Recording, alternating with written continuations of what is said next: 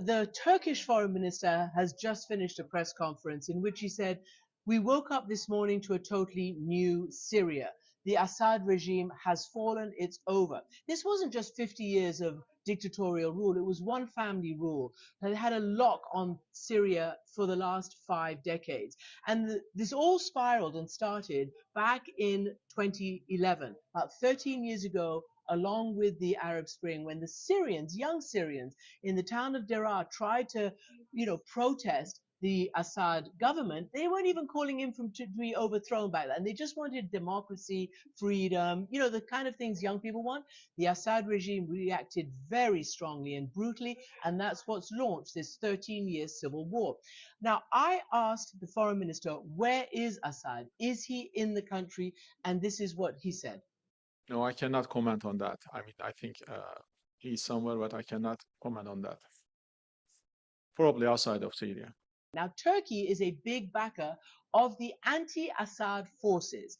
Since the beginning, Turkey has been essentially with the anti-Assad forces. Now, while they're not officially taking a massive, victory lap, they're clearly not unhappy about the resolution of this crisis. The question is, who are these new leaders? Who is al-Jawlani? Is he a Democrat? He used to be aligned with Al-Qaeda. He then said they're branched off. He's trying to portray himself as somebody who can do what the Turks are calling for now, which is a national unity government, a government that respects the minorities, for instance, the Alawite minority, which supported the Assad regime, that keeps the territorial integrity of Syria.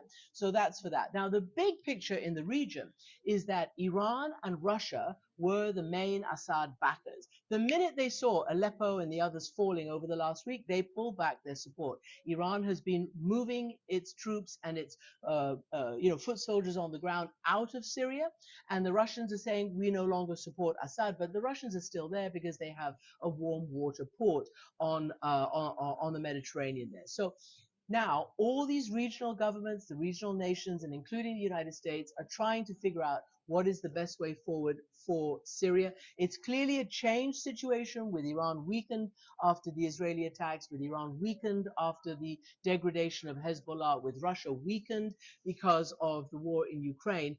And none of these big backers who for 13 years had invested in Assad against the people of Syria, none of these backers are willing to go out on a limb for him.